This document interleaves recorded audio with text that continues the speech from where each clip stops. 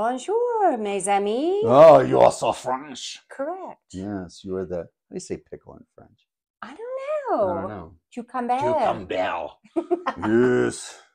Cucumber. Cucumber vert. Diane and Randall Breaux here, us. coming to you live So French. from the beautiful, beautiful mountain town of Prescott, Arizona. Prescott, Arizona. It's the most unique little town in all of Arizona. We can vouch for it. Yes, it is. We've been here 7 years. We love it. Absolutely. Okay, so last time we did staging game. Number we did one. Staging game number 1. We've had so much fun. We decided to do it again. I got staging game number 2. Number 2. On my handy numéro 2. We got it. Let's do it. So first up, so just so you know how the game works, I've got a list of things that you may consider doing before you put your home on the market, and we're going to pontificate on whether we think that's a good idea or not. Okay. First thing up is depersonalization. Depersonalization. Depersonalization. Yes. 100%. Yes. Yes. People come in, they want to see they want to envision themselves in the home. So take down a lot of family pictures. Family pictures, yeah. They want to envision their family there. They don't want to get distracted by your family. Yes. Take down and put away your mom and dad's ashes. Yeah, that's pretty Call personal. me crazy. We've seen them. We've seen them on the mound. A lot of houses. There they are. And that wigs people out. That wigs people out, and then it opens the discussion. Did that person die here? Are they a ghost? Yeah. Are they still in this house? Yes.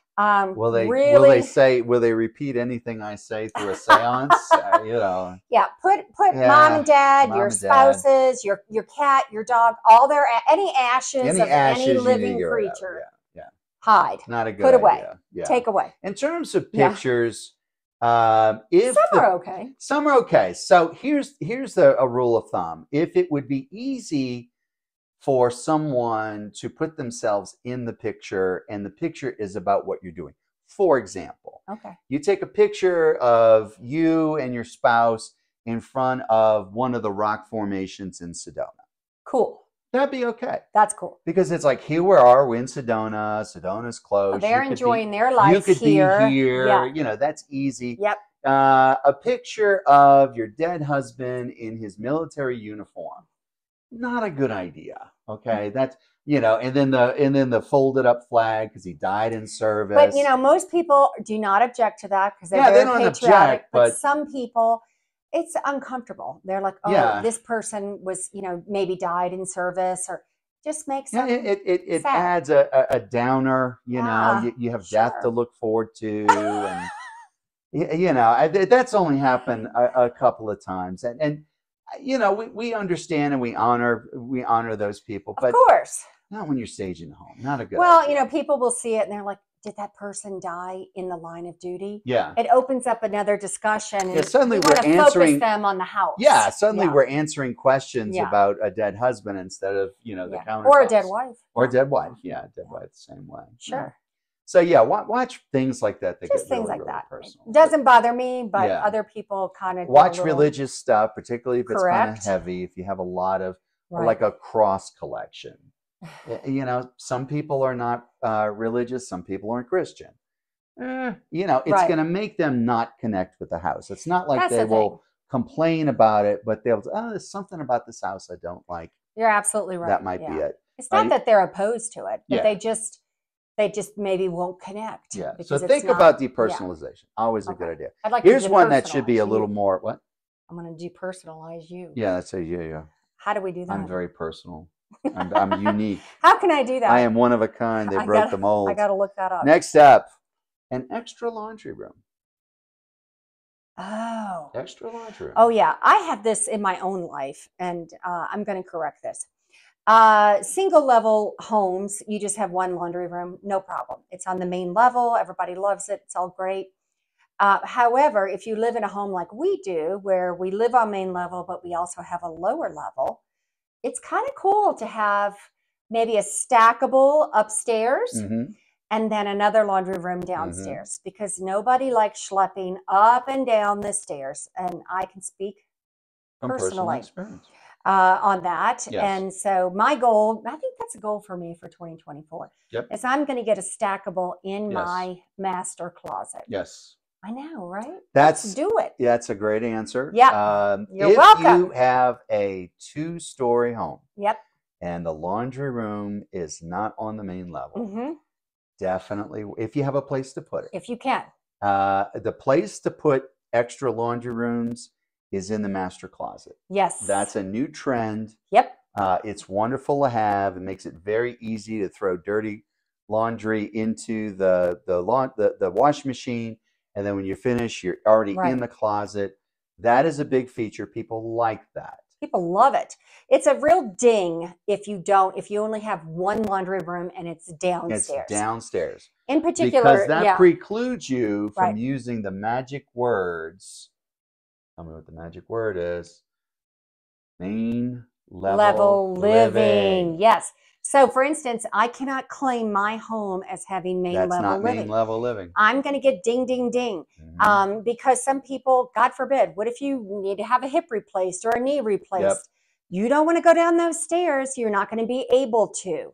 So, but you still want to have one downstairs. Like when we have company, it's great to do all the sheets and the bed covers. When company leaves, I don't want to go upstairs to do it either. Yeah. So really consider doing it on both levels. That's our goal for 2024. Yes. I'll let you know at the end of 2024 if that happens. So if you have a single-story home, you should be hearing no. Yes. You should not. Don't bother adding an extra laundry in your master closet. No. If you have a single-story home. No. 2 stories, think about it. 2-story, if it's not on the main level, then yes. Yes. Okay. Next up, replacing the tub with a shower. Yeah, this is a good one, especially in Prescott, because we don't have a lot of young families. They don't need a tub. And so I would get rid of those little, those low to the ground tubs. They're useless anyway. It's not like a good soaking tub. Pull that sucker out and make it a nice, spacious walk-in shower. Everybody loves it. Huge selling feature, especially in the, hall bathroom. We're finding more and more people, even in the master, only want a shower. They do not want a tub. Yeah. So in particular, in the hall bathrooms, I would really consider that because they're kind of useless, those little tubs. Yeah. Yeah. The one caveat might be if you're removing the tub from your master bathroom and you don't have a tub in any other bathroom, you might hesitate on doing that. That's only because someone buys your home and they have grandchildren. Yeah. It's good to have a tub for little kids. Maybe. I've heard that from buyers. That's their problem, not mine. Well, that's your seller. I mean, that's your buyer. So you're trying to sell to them. I don't know. If that means removing tubs completely from your home, you might want to rethink that. But maybe I don't know. Yeah, but definitely, most people are looking for showers, and tubs are kind of dying. Yeah. If you're gonna have a tub, if it's shallow, do a soaker. People do like soakers. Yes, if you're going to keep the tub, do a nice soaker tub, not those little bitty. Yeah, people do hot tubs now, so the soaker tubs aren't as important. Okay. Right. Next up, landscaping. Oh, hands down, without a doubt. We bought our house. It was not landscaped nicely. As soon as I landscaped it beautifully, everybody thought we were putting it on the market. I'm like, no, I'm not. Stop saying that. We're staying put. We're not selling. I cannot tell you the thousands of dollars of money you'll get extra for doing that landscaping. Yeah. The backyard, you might be able to, a lot of new homes don't have landscaping in the backyard. You might be able to get away with that if your backyard's not landscaped. Just make sure it's functional. Yes. But in terms of the front yard in particular, if you have things that are overgrown, get rid of them. Oh, it's a beautiful old tree, but it's overgrown. Kill it. Yeah. Okay, just kill it. We had a client, they bought, the house is beautiful. Such great curb appeal, but you would never have known. Yep. They had enormous bushes that were over 20 years old, covered the whole house. Yep. So they bought the house. They had the vision to see past that. Yep. They have slowly but surely pulled out every one of these enormous bushes. And now everybody's like, I had no idea what a beautiful home this is. Didn't even know you had a front porch. The home sat on the market for a long, long time. Probably sold $80,000 lower than it should have, something like that. Get rid would of be my it. wild guess. Yeah, it's we're talking about, because curb appeal is everything. Huge. And when people say curb appeal, you think, oh, that's people driving by and seeing your home. It's more than that. When you put your home on MLS, it's called the hero picture, the main picture of your home that everyone is going to see first is going to be the front of the home. It has to be. It can't be anything else. It's got to be the front of your home. Yep. So if you're not able to take a picture of the front of your home that attracts interest, not going to work. That's the first thing. It's like taking a good shot on your dating website. You know what I mean? Got to look good. Yes. Got to look good. All right, let's. We might play this again. I have to come up. So I like this game. I have to come up with some more of these. Yeah. All right, this is our last one. Last one for game number 2. Removing tchotchkes. Tchotchkes. Oh yeah. I mean, I'm guilty of this myself. A lot of people over the years, mom and dad die, you inherit their Yardrobe collection. Their, God forbid, your Precious Moments collection. Yes, those red glasses from the red depression glasses. Yeah.